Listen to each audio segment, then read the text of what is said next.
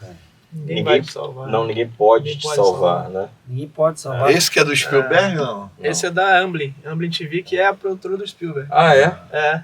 Pouca gente sabe disso. E o filme foi Ele é um elogiado diretor. pelo Stephen King, né? Sim, e pra mim é o filme que mais bem retrata a visita de dormitório, a visita de seres, porque ele une a parte de seres com a parte poltergeist, que é realmente o que acontece.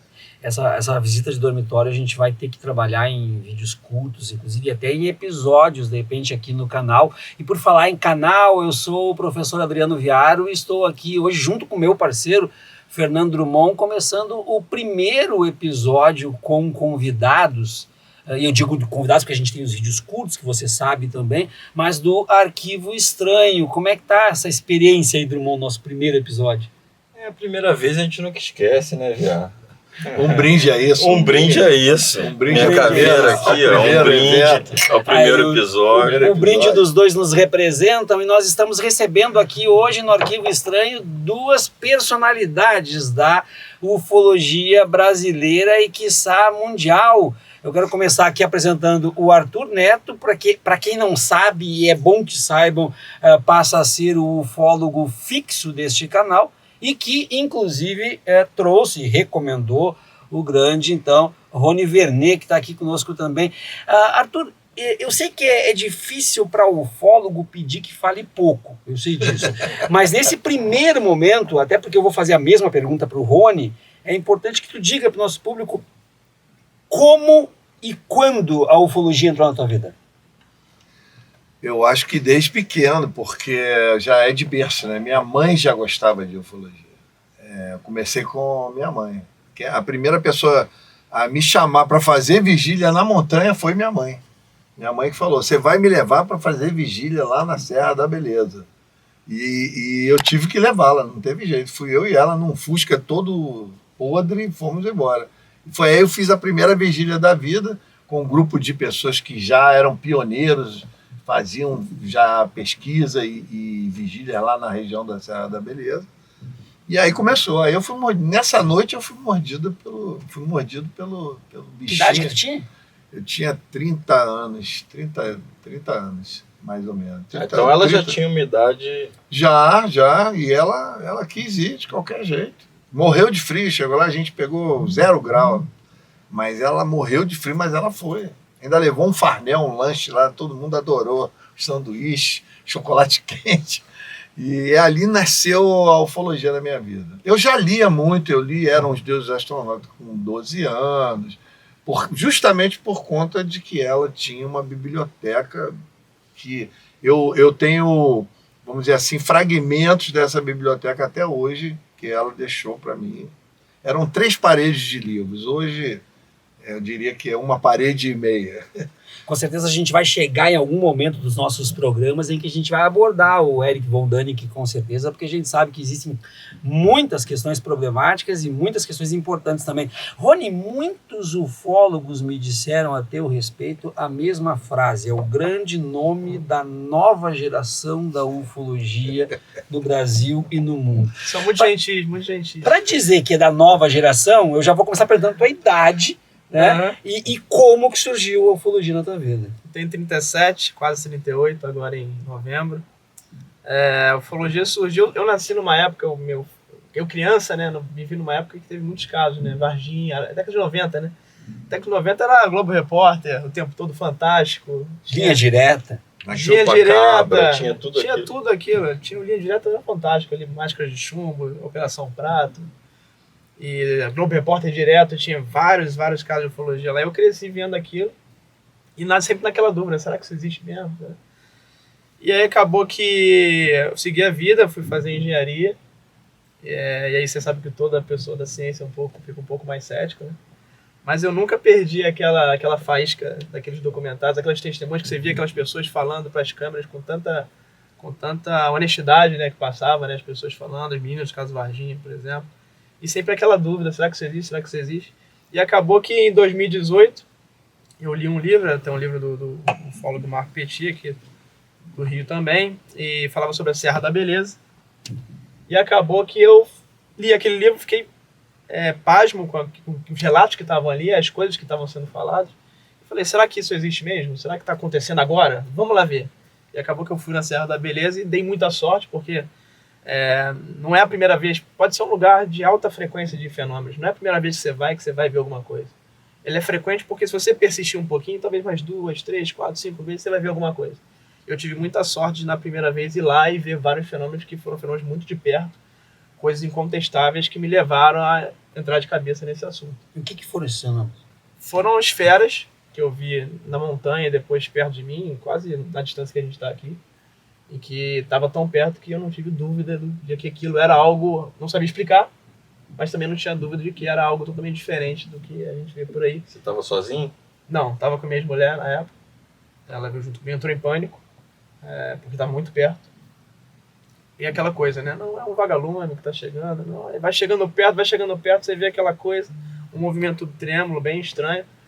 E depois vimos na mesma noite, 2 horas depois, mais 2 vezes na floresta. Lá aparece muito entre as árvores, na copa das árvores, luzes também, mas vermelhas passeando entre os troncos em 2 pontos distintos. E eu digo assim, eu falo sorte, mas nada acontece por acaso. Eu acho que se eu fosse lá e talvez não avistasse nada, né, talvez eu teria uma desilusão e não entrasse mais de cabeça nisso, não pesquisasse, ficasse só passivo, né, na pesquisa. Então acho que isso foi o grande momento. Foi recepcionado lá. Eu acho que isso aconteceu justamente, nada acontece por acaso, tenho certeza disso, isso aconteceu justamente para provar, tá vendo? É real, é um fenômeno inexplicável e a gente precisa da tua ajuda para poder entrar de cabeça nisso aqui e botar mais uma pecinha no quebra-cabeça. Então foi assim que... Foi o chamado. Lá em 2018 que aconteceu, Arthur, eu vejo muita teoria mesmo, assim, de tentativas que esses teóricos fazem de subdividir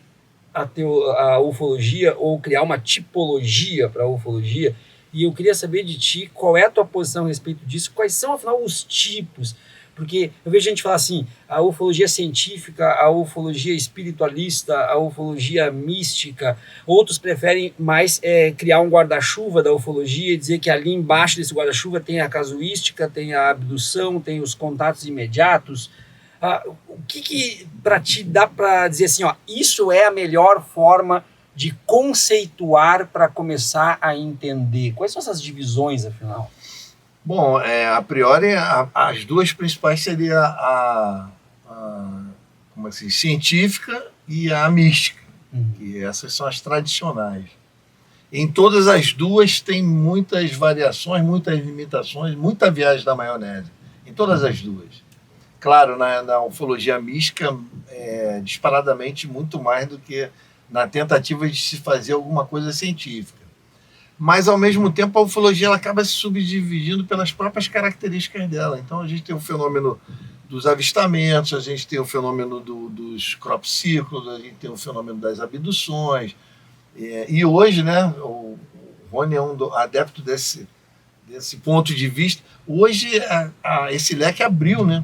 Hoje nós temos vários fenômenos inexplicáveis, inclusive alguns que você nem pode taxativamente atribuir à ufologia, que incomoda todo mundo, né? Até os papas do assunto, os americanos, ou que seja, os que mantêm o assunto, a tentativa de controlá-lo, né, de mantê-lo em sigilo, seria o complexo industrial militar, ou os próprios militares de uma maneira geral, eles também se incomodam com isso, porque eles sabem muitas coisas, mas tem algumas coisas que nem eles têm essas explicações. Então, o fenômeno hoje, o leque está muito aberto, eu diria isso. É difícil você falar em ufologia científica ao pé da letra, porque muito pouco se fez em termos científicos, usando metodologia para a ufologia, muito pouco se fez, né? Até hoje me parece que estão fazendo, as universidades americanas e outras partes do mundo estão se interessando, estão fazendo coisas mais sérias. E isso em termos de metodologia e tudo mais. Mas não se tem ainda nada muito consistente, né? Então, eu acho que as próprias características do fenômeno... Agora, existe uma coisa que é inegável. Em determinados momentos, esse ponto de vista místico, espiritualista, ou o que seja, se mistura com o que a gente está vendo objetivamente de uma forma que você não consegue separar. É o que eu ia te perguntar, se existe diálogo, até passar por Rony, se existe diálogo entre essas duas divisões da científica e da mística, ou se existe rivalidade entre essas duas? O pessoal gosta de dividir, né? Eu prefiro já juntar as coisas. Eu acho que a gente precisa talvez de uma teoria unificada para explicar isso. Não unificado no sentido de dar uma explicação só para tudo, mas unificada no sentido de colocar todo mundo na mesma mesa para discutir, porque muitas vezes acontece isso. Não, eu sou mais espiritualista, eu sou científico, então não vou ouvir o espiritualista porque já foge, eu sou cético, então já foge aqui, não consigo medir com instrumento, não consigo colocar um equipamento para medir, então não serve. Mas acho que a gente precisa colocar no mesmo lugar. Existe um fenômeno muito claro que ele é tecnológico. Hoje discute muito que o pessoal discutia no passado extraterrestres, filmes, mas muita influência cultural nisso. E hoje, graças a agentes de inteligência, dissidentes do governo, militares, e documentos, claro, que tem vindo a público, uma transparência cada vez maior, principalmente desde 2017, a gente sabe que muitas dessas naves elas saem do mar, saem dos oceanos. Inclusive a Operação Prato, década de 70, o Rangel Holanda, que era o comandante pela Força Aérea, ele via saindo do Rio, entrando e saindo do Rio, essas naves. Então, assim, será que tem uma civilização avançada tecnologicamente que se abrigou aqui nos oceanos e está usando os rios como meio de transporte, locomoção, ou até para se esconder, para fazer suas operações lá em tribos indígenas e vilas de pescadores? A gente tem documentos muito, muito graves comprovando isso. Então tem uma parte tecnológica, uma parte que de fato você pode ver assinaturas, pegar um equipamento e medir. Isso aqui é uma nave, é física, é material, você pode medir.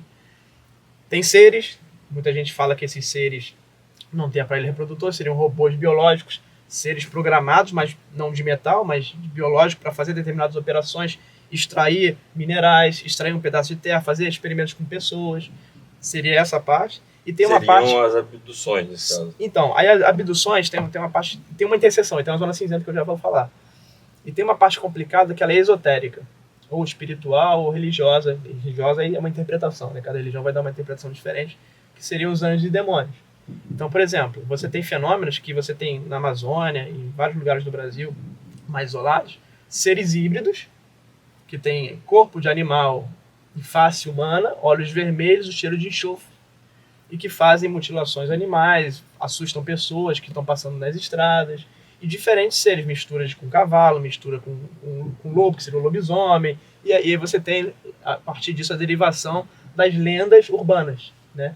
Que são nada mais, nada menos do que leituras desses fenômenos que acontecem. E você tem também questão, por exemplo, que um general famoso no Brasil, o general Uchoa, pesquisava muito, general do exército famoso, que se envolvia de cabeça, ele era espírita. Ele via muito... Parapsicólogo. Era parapsicólogo, médio, ele levava pessoas para ver sessões de materializações de naves. Então você tem uma coisa que está vindo de uma outra dimensão, uma outra realidade, se adensando e materializando na sua frente, que vira algo material. E aí a zona cinzenta que eu falo. Você tinha uma coisa que era esotérica, e se materializou e virou uma coisa científica, material, palpável, que você pode medir, virou um metal na sua frente ali. Então existe uma zona cinzenta para isso. Então, assim, será que não existe, então, uma parte que é tecnológica, material mesmo, que não é esotérica, uma parte esotérica, e aí seriam os anjos e demônios, porque a gente tem vários casos de orbes, luzes e naves que vêm e curam pessoas, que levam as pessoas para dar uma mensagem de alento, de conforto, e você tem também esses seres baixos que fazem mutilações de animais, essas naves que se materializam. Então você tem, para mim, essas duas cadeias, mas que se conversam porque tem essa zona cinzenta, onde você tem materialização aqui na nossa realidade de seres, de criaturas diferentes e de naves também que são tecnológicas. Então, eu acho que dá para botar todo mundo na mesma sala, porque existe uma...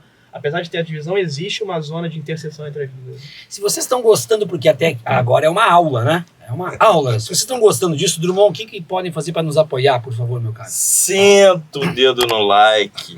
Aqui embaixo, setinha, ó, compartilha, joga em lista de transmissão, joga para os teus amigos, para os teus inimigos e manda vir comentar. Se inscreva no canal também, ativa o sininho para tantos relatos estranhos onde o normal não faz sentido. O que eu mais tenho é dúvida porque é movimentada pela curiosidade, né, evidentemente. Mas aí a questão fica assim, o segredo em volta da ufologia, que talvez seja uma das questões que mais me intriga, não o mistério, o segredo, né? O esconder as evidências e esconder as fontes. Este segredo, ele é militarizado? Na minha opinião, ele já nasceu militarizado. A ufologia é uma atividade militarizada. Os primeiros a terem certeza de que esse fenômeno ele é real, de que ele trafega na nossa realidade, ele interfere no espaço aéreo, ele é testemunhado milhões de notificações no mundo inteiro nos últimos 70 anos. Então, os militares foram os primeiros a terem certeza. Eles foram, inclusive, os primeiros a terem certeza que existem seres idênticos a nós. Está falando dos Estados Unidos ou do Brasil? Nos Estados Unidos, e que acaba reverberando para todas as Forças Armadas no mundo inteiro. Né?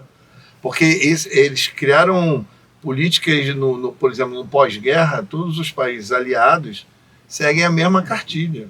Então, por isso que os americanos interferem em vários países quando acontece algum acidente, alguma coisa, porque já tem uma cultura bastante antiga. Eu costumo dizer que são protocolos universais, né? Porque praticamente todas as Forças Armadas utilizam o mesmo método, a mesma forma de acobertar, de agir na hora que esses supostos acidentes acontecem. Então, na minha opinião, já nasceu militarizado. É uma atividade militarizada. Os militares, me parece, foram os primeiros a adquirir experiência com esse tipo de fenômeno. E um dos grandes motivos disso é que é a tecnologia, né? Tem naves aí que exibem características avançadíssimas. E Estados Unidos, principalmente, claro, Rússia, China e outros países que têm as forças armadas mais avançadas, querem colocar a mão nisso para poder fazer engenharia reversa, ter suas próprias naves e tentar a supremacia militar. Então, um dos principais motivos é o aspecto justamente tecnológico. É uma corrida. Quem chegar primeiro... Seria uma guerra fria entre esse planeta e os outros. Não, e esse tema, justamente Guerra Fria, é o termo que o David Grush, que foi o último dos dissidentes do governo que veio falar, que é um agente de inteligência de alta patente, fala que tem uma Guerra Fria há muitos anos para ver quem vai ser o primeiro, justamente o que estava falando aqui, quem vai ser o primeiro a pegar e fazer a engenharia reversa desses óbitos, que é Estados Unidos, China e Rússia. Então você vê que realmente existe uma Guerra Fria oculta aí acontecendo. Quem vai ser o primeiro a ter essa tecnologia. Exatamente. E por falar em Estados Unidos, a Área 51, eu vou aqui fazer uma pergunta que toda a nossa comunidade faz, vira e mexe eu recebo isso. A Área 51, ela de fato existe? E por que esse número 51? Eu sei, mas eu queria que vocês... Eu, sinceramente, não faço ideia, porque o 51. Mas o que eu sei é o seguinte, na realidade, isso é uma coisa que pouca gente fala, a Área 51, ela existe, ela tem toda essa atribuição que foi dada a ela, mas, na realidade, ela é um apêndice da base, que é a base de desenvolvimento de aeronaves mais secreta do planeta, que é a base de Nellis, que na realidade é a grande maioria de todo aquele território ali. É importante mencionar que até a década de 90, mais ou menos, aquele território, o entorno era mais ou menos em torno de 50 quilômetros de área de segurança. Hoje, essa área duplicou, porque mesmo quando no tempo que eram 50 quilômetros, os caras conseguiam subir nas montanhas mais altas próximas e fazer imagens com aquelas objetivas fabulosas, japoneses. Tem várias imagens. As imagens antigas são muito mais impactantes do que as que são mostradas hoje em dia. Então é o seguinte, na realidade, a base de Nellis é que é o grande sistema de segurança. Porque ali foi desenvolvido o U-2, o Stealth, aquele Invisível, todas as aeronaves mais modernas da atualidade. Até reza a lenda que até aquele TR-3B, que seria o triangular, que deve estar voando, mas a gente nem sabe. Provavelmente a gente está pensando que é OVNI e já é uma nave de alta performance, e também foi desenvolvida ali. E acaba que a fama toda ficou com a Área 51 por causa do Bob Lazar, porque reza a lenda que tem departamentos que cuidam dessa questão de parece que há uma subdivisão da Área 51, que é a S4, né? Que é uma montanha mais próxima, fica a 20 e tantos quilômetros da própria Área 51 propriamente dita, que é onde os OVNIs seriam... E a base fica dentro da montanha, né? Dentro da montanha. Tem portas que são camufladas para você não... Quando fecha, você acha que é a montanha. Acha que é uma montanha. Mas são os hangares. São os hangares. Agora, independente disso, existe a base de White Peterson, White Peterson, que também abrigou, tudo indica, né? Todas as informações convergem para o fato de que abrigou naves, abrigou seres, né? Parece que os primeiros de Roswell foram levados para lá. E agora me parece que tem uma terceira base também muito secreta. Então, quer dizer, ao mesmo tempo que há um esvaziamento da importância da Área 51, a Área 51 virou uma coisa meio Pode banalizada. até que no passado, quando a Área 51 ainda era secreta, porque recentemente, poucos anos atrás, que foi aberto pelo presidente, foi o Obama, se não me engano. Mas pode ser que antes dele revelar, acontecesse muita coisa ali, e depois que ele revelou, estava tudo tranquilo, ele revelou e já essas coisas migraram para outros lugares. Como Wright Patterson. Outra montanha que eu não lembro agora o nome exatamente, que também se atribui que há uma base secreta subterrânea e tudo mais. Então, quer dizer, mas a importância da Área 51 é por conta da base de Nellis, que ninguém quase fala sobre isso, ninguém comenta sobre isso, que é o complexo mais importante de toda aquela história ali de Área 51. 1947 tem algumas coisas que me deixam curioso, mesmo eu não sendo um ufólogo, e até eu tenho esse cuidado, né? Confundem muito o ufólogo com amantes da ufologia e com divulgadores da ufologia. E nós temos hoje um monte de divulgadores da ufologia achando que são ufólogos. Mas, fechando parênteses, 1947 me dá muita curiosidade pelo seguinte, porque nesse ano que os Estados Unidos começam a se movimentar em relação à implantação da CIA, em criação do serviço secreto, em independência das forças aéreas, retirando elas do exército e se transformando numa instituição autônoma.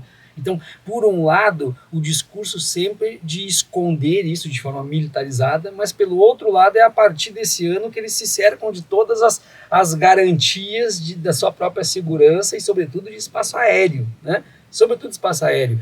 Então, a pergunta que eu faço é: como que vocês lidam com as contestações, por vezes até deselegantes, dos cientistas e dos céticos em geral, que tentam de toda forma descredibilizar a ufologia?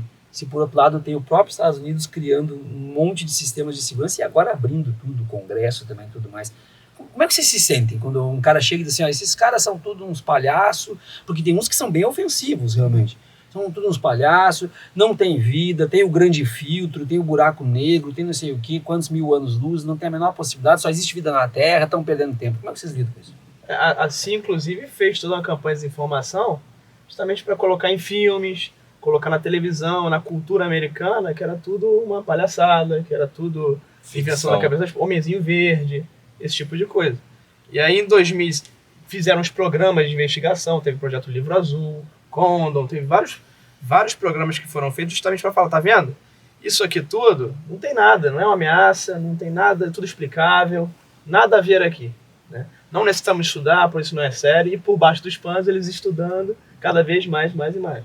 Então tem essa questão do próprio governo usar suas ferramentas de inteligência para poder tirar o interesse da população e, além de tirar o interesse da população, colocar cientistas contra pessoas que queiram falar sobre esse assunto e fazer piada contra essas pessoas, tirar chacota. Inclusive, teve um cientista que é o McDonald, que ele se suicidou. Ele era seríssimo, ele era um dos maiores cientistas dos Estados Unidos, ele se envolveu com esse assunto e ele foi vitimizado por conta de colegas que começaram a fazer chacota dele, ele não conseguia mais publicar trabalho nenhum, ele entrou em depressão e se suicidou. Então é um exemplo de como foi forte essa cultura nos Estados Unidos para cancelar as pessoas que falavam sobre o assunto.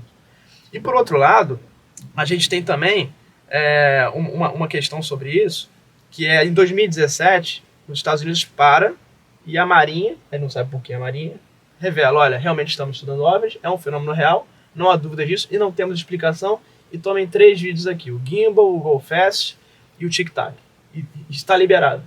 E jogam isso na imprensa, no New York Times, numa matéria do New York Times chamada Auras Brilhantes e Dinheiro Negro, né? Por quê? Dinheiro negro, porque era um dinheiro que o Congresso não tinha supervisão e que tinha os programas secretos para estudar OVNIs feitos pelo Pentágono sem qualquer aprovação do Congresso, sobre a justificativa de segurança nacional. Então, a partir desse momento, tem uma quebra de paradigma e uma quebra nesse claro, não total, não um rompimento total, um rompimento parcial, desse tabu das pessoas não poderem falar nisso, porque você tem um governo um dos maiores potências militares do mundo, falando, olha, realmente existe e não sabemos explicar.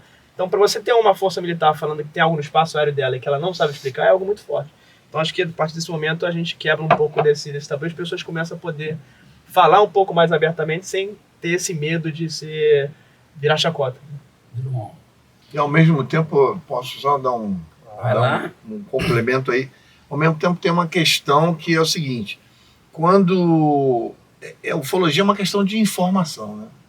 O cara é cético porque ele não está informado. A partir do momento que ele começa a ter acesso à informação coerente, informação de credibilidade, vindo de fontes, por exemplo, a última audiência lá no Congresso americano, quem é que vai contestar aquilo ali? Quem é que vai contestar? Por exemplo, como a Marinha apresentou todos aqueles filmes com aeronaves com performance absurda, totalmente fora da nossa realidade. Quem é que vai contestar? Então, é uma questão, eu costumo dizer... E lembrando, né, Arthur, que eles estavam juramentados e existe no Código Penal estadunidense pena para quem mente sob juramento. Se mentir, está ferrado. Então, e fora a questão seguinte, se o cara não está... eu costumo dizer, não é crença. Ufologia não é crença, é informação. Se você está bem informado, não tem como você não começar a imaginar que realmente toda essa história tem uma possibilidade de ser real. Entendeu? Agora, se você quando não tem informação, os céticos, eu costumo dizer o seguinte, você não acredita? Sinto muito, não vai mudar nada. Eles vão continuar aparecendo. E eu diria que o cético, porque tem um cético mal intencionado, ele só quer somente negar o fenômeno e denegrir e falar mal dos outros. Agora tem um cético bem intencionado, que ele justamente, ele tá interessado em saber, tá interessado em descobrir a verdade. Eu diria que esses céticos bem intencionados hoje estão, no mínimo, coçando a cabeça em dúvida se existe isso ou não. E a prova é que tem vários programas científicos, até no YouTube e outros canais, que estão agora tratando desse assunto. E o mal intencionado tem que descer do pedestal, né? Porque está indo contra tudo. Sim. Contra tudo e a todos. Sim. O cara que hoje colocar taxativamente que não existe, porque ele acredita que não existe, vai ficar execrado, porque... Mas faz sucesso, os céticos também fazem sucesso. Né? Dois pontos que eu acho interessante a gente abordar. Primeiro, rapidamente, ufologia seria uma ciência ou uma pseudociência hoje, no momento atual? Boa pergunta. Responde essa. Não. Assim, o que é a ciência? Né? A ciência ela precisa ter um objeto de estudo. E nesse caso da ufologia, a gente não tem a parte material para estudar. Né? A gente não consegue fazer um experimento e uma análise, exceto quando, por exemplo, um ufólogo tem um fragmento. Acontece isso. Em São Boaventura, por exemplo, os americanos vieram atrás dele procurar fragmento. Aí você pode fazer uma análise. Agora, até você provar que esse fragmento era de uma nave é outra história, mas você consegue provar pelo menos que é algo anômalo ali. Agora, para mim, a ufologia é muito mais que uma atividade de inteligência e jornalismo. Por que atividade de inteligência? Porque você vai a campo, você vai entrevistar pessoas, você às vezes coloca câmeras para poder... Aí tem uma parte científica, uma ponta científica, colocar câmeras, né, para poder monitorar o espaço, para criar uma evidência de um vídeo, por exemplo. Você tem que, às vezes, influenciar pessoas para te ajudar. Então tem toda uma atividade de inteligência e jornalismo, atividade de jornalismo também, para poder divulgar aquilo que ele achou nessa atividade de inteligência. Então, para mim, a ufologia hoje é muito mais atividade de inteligência / jornalismo, eu diria. E a segunda pergunta, pegando um pouco isso de que você disse, de espiritualidade, enfim, né? Esse mix, né? Tanto a zona cinzenta... Uma simbiose, né? A simbiose. Só fazer um comentário aqui, claro. Acho que é importante, que faltou. Deixa. Eu acho que o ufólogo ele tem um papel, porque muita gente pensa assim, agora a ufologia é ciência, vamos transformar, vamos deixar os cientistas tomarem conta, esquece a ufologia. Mas acho que não, acho que o ufólogo a ufologia tem um papel muito importante de auxiliar os cientistas, porque quem sabe onde os fenômenos estão ocorrendo, a característica dos fenômenos, os relatos, tem a vivência, né? Esse desenho a pintura completa de como o fenômeno atua há muito tempo, os ufólogos podem direcionar o cientista. Coloca a sua câmera sensor ali naquela região ali, naquela comunidade que vai dar certo porque tem um histórico grande de coisas acontecendo. Então acho que essa junção ela vai ser muito positiva no futuro. Pegando uma questão que eu trago lá do meu ensino médio, né? Quem é mais novo está nos assistindo, né? Ainda era segundo grau, né? Acho que ainda era segundo grau. Eu tive professor de física Eu sou 2 anos mais velho que você, né? Então a gente é da mesma geração. Eu tive um professor de física que ele me falou, apesar de eu odiar física e química, né? Sempre eu fui mais para a área de humanas. Ele me falou uma coisa que ficou muito gravada. E aí faz um paralelo entre o espiritismo e a ufologia. Que seria o seguinte, ele era ateu, enfim, se dizia ateu. E ele, para ele, nesse espaço que a gente está aqui, é o nosso presente. Nossos filhos, netos, enfim, estarão aqui, bisnetos estarão aqui, no futuro nosso e no presente deles. E quem já partiu, já morreu e tal, está aqui também no presente deles e no nosso passado. E a deixa dele da ufologia, isso lá atrás, né? Eu estou falando com 16, 15 anos, né? Ele falava que ocorreria que essas naves, né, os avistamentos seriam uma espécie de falha, essa era a tese dele, uma espécie de falha, não vou dizer falha na Matrix, porque vai cair muito senso comum, mas uma espécie de falha por conta dessa viagem no tempo dos nossos sucessores. Né? E aí, de repente, você vê um vulto de uma pessoa passando e você encontra o espiritismo nisso. Você vê uma nave, são já a tecnologia muito avançada, daqui, sei lá, 1000 anos, eles conseguem viajar no tempo e eles estariam voltando para nos estudar. Isso é plausível? Bom, essa questão de viagem no tempo, sempre foi mencionado isso. Tem pessoas que acreditam que é só isso. Na realidade, eu acho que não. É uma das possibilidades. É uma das hipóteses e podemos dizer, é uma das possibilidades. Mas está naquele leque da... Nesse momento é importante dizer, a ufologia ela já tem um aspecto muito subjetivo na própria origem do fenômeno. Ela já é extremamente subjetiva. Antigamente o pessoal falava, porra, utopia de vocês andar por aí atrás de disco voador. Ou seja, extremamente utópico, né? Mas a ufologia não podemos fugir disso. Ela trabalha na casa das hipóteses, das possibilidades e das teorias, né? Das probabilidades. E como eu falei, tem a parte falando que é tecnológica, né? Será que alguém no futuro não inventou uma máquina do tempo e consegue voltar aqui? E tem também uma questão mais complicada ainda para refletir, que eu uso sempre o exemplo do rádio. Imagina que a gente está numa frequência de rádio, a gente está aqui sintonizado numa frequência, a 101.3, sei lá, mas na 101.2 tem aquele chiadozinho da estação anterior, e na 101.4 tem um chiadozinho da estação, e isso causa uma interferência. De vez em quando aparece algum sinal aqui, que vem, e às vezes pode ser uma explicação, que a gente vê algumas coisas por alguns segundos, e do nada seres ou naves, de repente, desaparecem, por causa justamente tem essa teoria do espectro, né? Que tem diferentes realidades, cada uma sintonizada numa estação, a gente está numa, e às vezes aparece alguém aqui de uma outra por algum motivo, seja intencionalmente, porque ela tem uma tecnologia para aparecer aqui, seja porque tem essas falhas na Matrix, esses ruídos, essas interferências, e aí por isso que a gente vê alguma coisa que aparece, meio um holograma, muita gente cita isso, e de repente desapareceu ali na frente da pessoa. De qualquer forma, isso continua sendo um mistério a ser investigado, a ser acompanhado, e não descredibiliza a ufologia, muito pelo contrário. Continua dizendo que existe algo para além daquilo que a gente entende. E partindo desse ponto, Rony, acho que todo mundo quer saber, até porque quando falam no teu nome agora, falam do que tu representa para a nova geração da ufologia, mas falam também do teu acompanhamento das questões internacionais. O que tu pode nos falar do México, que virou assim notícia em todo o mundo, e também com o pessoal descredibilizando? O que dá para falar do México? Sim.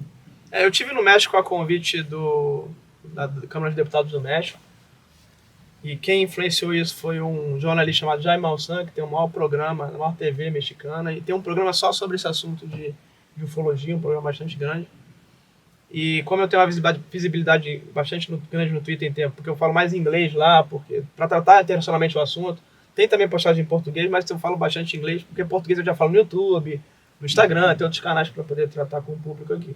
E por conta de eu conversar com as pessoas, fui chamado, e também porque teve no Senado no ano passado, em junho, nem todo mundo sabe isso, uma audiência para falar sobre esse fenômeno, onde eu discursei lá também no Senado brasileiro, E o legal é que foram 8 senadores e teve senador de todos os espectros políticos, ou seja, tem pessoas interessadas nesse assunto de ufologia, seja de direita, de esquerda, de centro, todo mundo ali interessado em ajudar isso. Até desculpa te interromper, é importante que o pessoal saiba disso.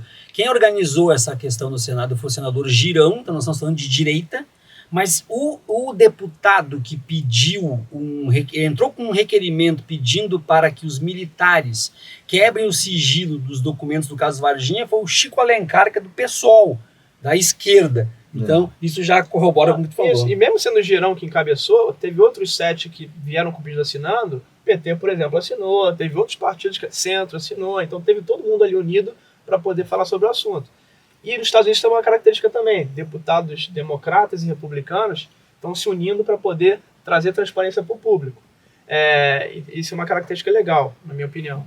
E uma outra questão, então, voltando aqui ao México, eu recebi esse convite com muita honra, fui lá ao México nessa audiência, era uma audiência primariamente para discutir legislação sobre fenômenos anômalos que estão, porque os pilotos comerciais a todo momento estão vendo orbes, naves abordando as aeronaves deles. Isso é diário. Lá. Conversei com vários deles, tinham mais 20 pilotos na audiência, e todos muito preocupados com a segurança da aviação.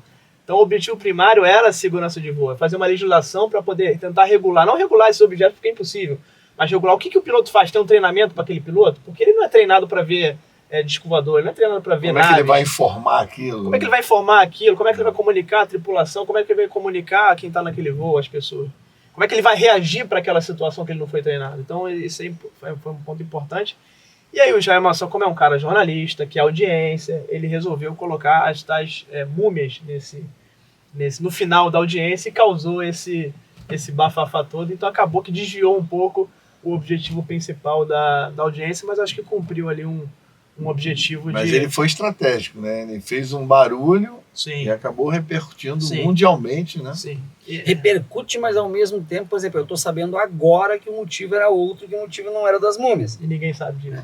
Exatamente. Porque mudou totalmente o foco. E estamos trazendo aqui no Arquivo Estranho que o objetivo, então, não eram as múmias no México, e sim toda essa outra questão que o Rony trouxe.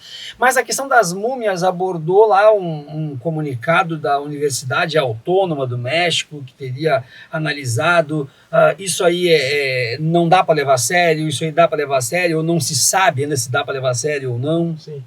Sobre as múmias, né? Tinha até um piloto americano, Ryan Graves, que é um piloto da Marinha, que estava lá dando seu testemunho, que viu esses objetos quando ele pilotava. Os objetos que estariam essa múmia. Não. Esse Ryan Graves era um piloto da Marinha americana, que anos atrás ele viu esses objetos enquanto estava em missão pelos Estados Unidos. Um objeto muito estranho, era uma esfera com um cubo dentro. Uma coisa muito estranha. E ele foi lá dar esse testemunho, né? E trabalhar por essa questão primeira da segurança da aviação. E quando apareceu as múmias, ele ficou tão bravo com aquilo que desviou o assunto, que no dia seguinte ele pediu para trocar o voo e foi embora. Mas referente às múmias, né? Para resumir aqui para o público. Muita gente falou que é fake news, é verdade, ficou essa briga, né? Foi mais polarizado que política, né? As múmias, né? O pessoal que acreditava nas múmias e o pessoal que não acreditava. O pessoal caindo no pau. Memes, né? Memes, enfim. A múmia virou um bolo, né? Um pedaço de torta. Mas assim, o que aconteceu? Essas múmias não são novas, esse assunto. Essas múmias pequenas são múmias desse tamanho, de 60 centímetros, de 3 dedos nos pés e nas mãos, cabeça grande, uma face bastante estranha, meio parecida com humana, mas um humano meio estranho. Você chegou perto delas? Tava do lado dela, amor. Tem uma foto aqui, inclusive, eu posso mandar pra vocês, que é uma foto, é alta resolução que eu tirei do lado, assim. Não, a foto rodou o mundo, todos os noticiários pegaram minha foto porque eu tirei na cara do gol ali, né? Vamos usar essa foto, né? Claro. Com a autorização do Rony, vamos usar essa foto. Essa foto foi aqui, tá mais nítida, né? Sim, tá mais foi para todos os próxima, noticiários essa foto que eu tirei aqui, né? E o que acontece? Essas múmias foram descobertas lá em 2016, teriam sido descobertas em 2016, a gente não tem certeza de nada nesse assunto, mas o que a gente sabe teriam sido descobertas em 2016 por um caçador de tesouro chamado Mário Peruano. Esse Mário Peruano é um cara famoso há décadas por invadir esses sítios arqueológicos, escavar. Violador de Ele tudo, tem gente que conhece como escavar para não danificar, uma atividade cuidadosa. E para vender, obviamente, para ter lucro com isso. E é um cara perseguido pelo Ministério da Cultura do Peru justamente por isso. Por essa atividade legal dele. E ele teria descoberto numa caverna em Cusco, no Peru, essas múmias. Não uma, nem duas, nem três, mas mais, hoje, atualmente, sabe, são mais de 20 múmias que teriam sido descobertas ali escavadas. Coberto sobre um pó chamado pó de Atomé, que seria um pó que conservaria esses corpos. Né? E aí esse cara descobre, então, ele tenta vender essas múmias para um instituto chamado INCARI, que é o Instituto Arqueológico Peruano, liderado por um francês, que é o Thierry Ramy. Esse cara, não sei como é que foi o negócio, ele deve ter dado algum dinheiro, obviamente, foi parar nele, essas múmias, e ele então cede ou empresta essas múmias que estão hoje na UNICA, que é uma universidade de Ica, lá em Cusco. Então hoje elas estão numa universidade, parte dessas múmias. Tem múmias grandes e essas múmias pequenininhas, algumas. E aí foram diversos pesquisadores russos para lá, fizeram análise genética, tomografia, raio-x, vários documentários, e falaram que eram reais, não pareciam uma montagem. E por outro lado, ao mesmo tempo, lá em 2016 e 2017, várias autoridades científicas peruanas alugam lá o espaço no cinema e falam só, essas múmias são todas falsas. Estamos falando isso baseado nas fotos que a gente achou na internet, numa pesquisa na internet. E essas fotos na internet me dão todas as informações que eu preciso para cientificamente falar que é falso, que é uma coisa meio bizarra, né?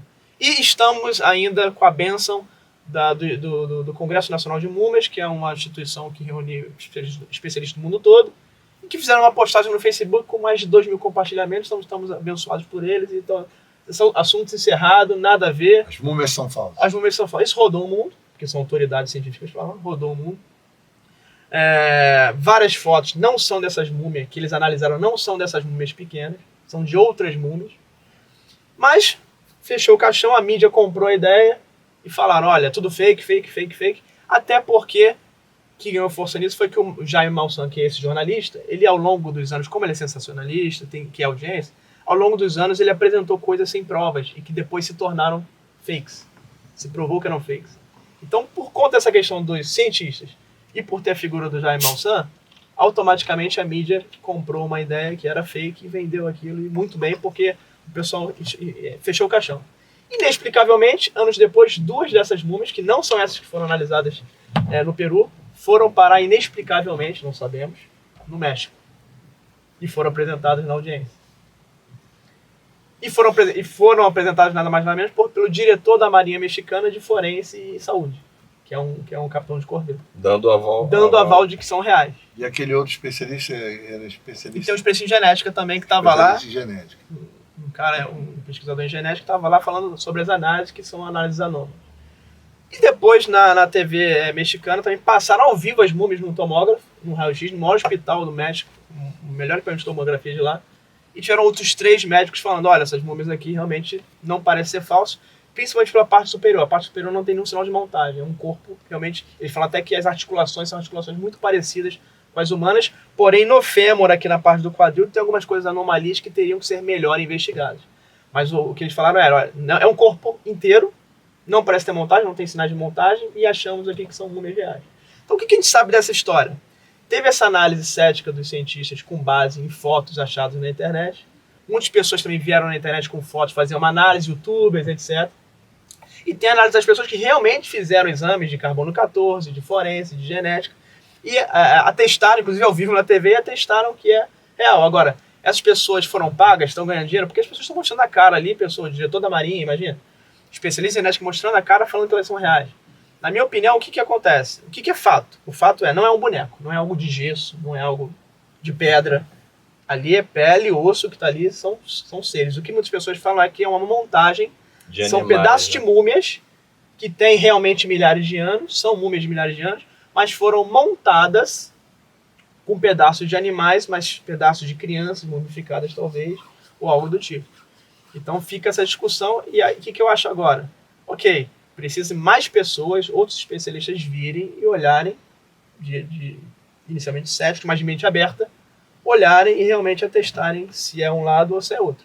Agora, tem aquela questão, se é algo feito realmente, vamos supor que seja algo feito, fabricado, de múmias de milhares de anos atrás, feitos não agora, mas milhares de anos atrás e encontrados nessa caverna.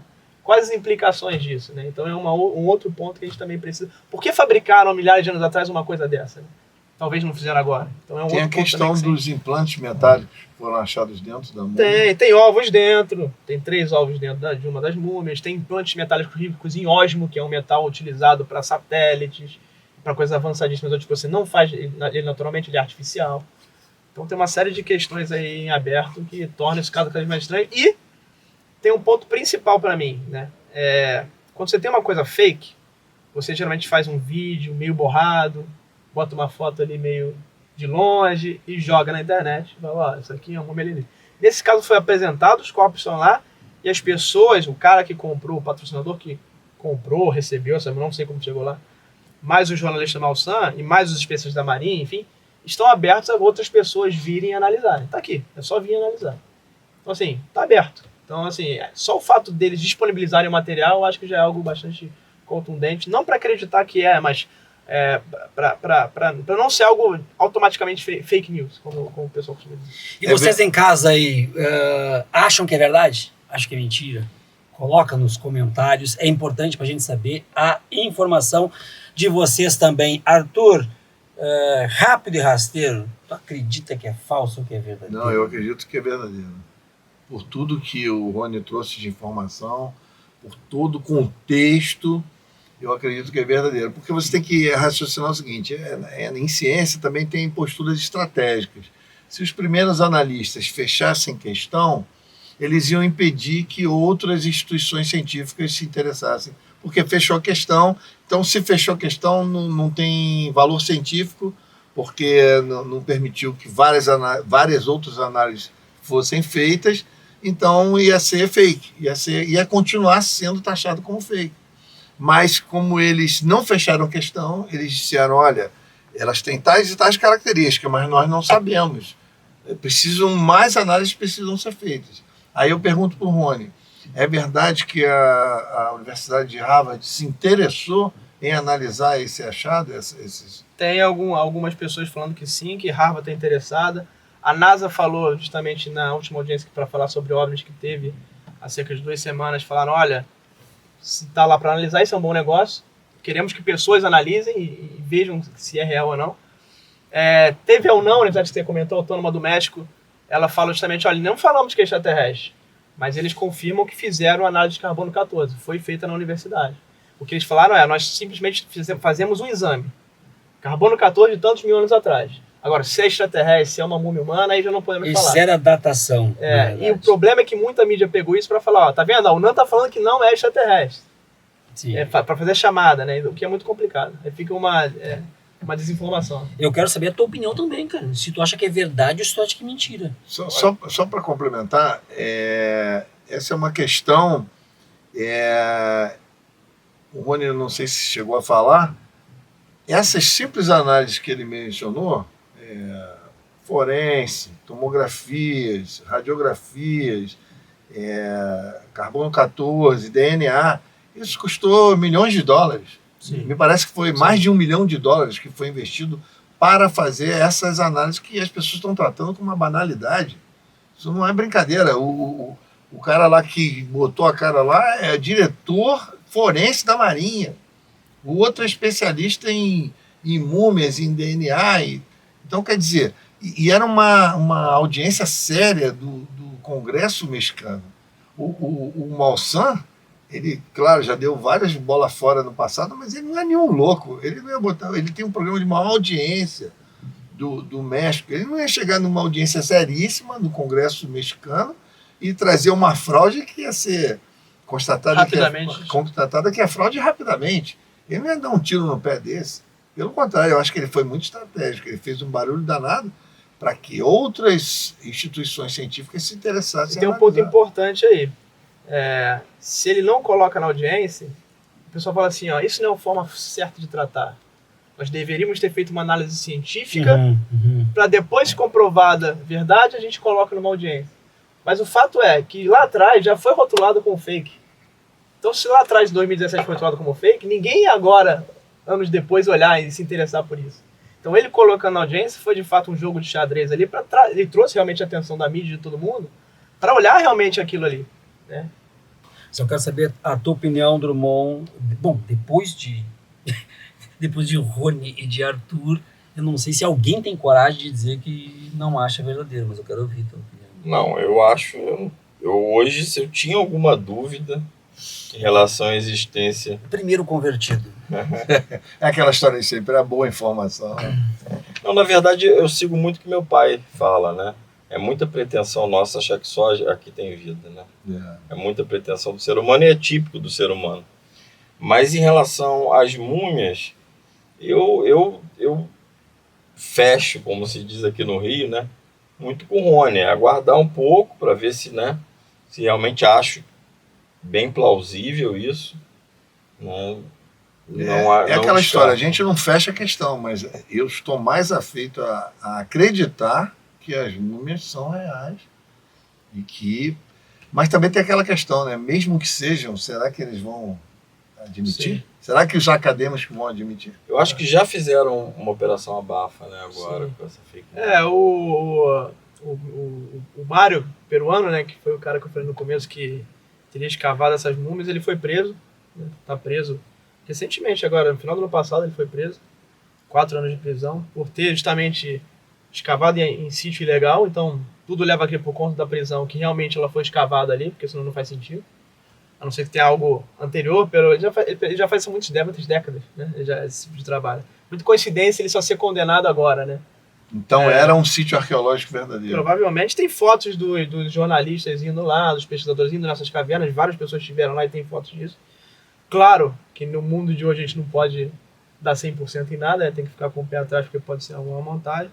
Mas é por isso que eu acredito que outras pessoas têm que ir e como você falou, pesquisar e tirar suas próprias conclusões, em vez de olhar uma foto e simplesmente falar. E o único artigo científico publicado sobre essas múmias, tudo bem que não é um periódico daqueles, mas foi publicado, usado por pares e tal, fala que essa múmia teria um crânio de lhama, que um crânio de lhama teria sido modificado para poder criar essa múmia. Porém, na conclusão do artigo, o De La Cruz, que é o autor, ele fala que se for algo fabricado, seria algo muito sofisticado para ter sido feito por caçadores de tesouro ou mesmo milhares de anos atrás com uma tecnologia rudimentar. Então fica aquela dúvida, né? Quem fez isso? Que é um outro mistério. É um outro mistério que aparece. Então, gente, essa foi a nossa primeira entrevista gravada com convidados. Muita honra a gente recebeu o Rony, o Arthur.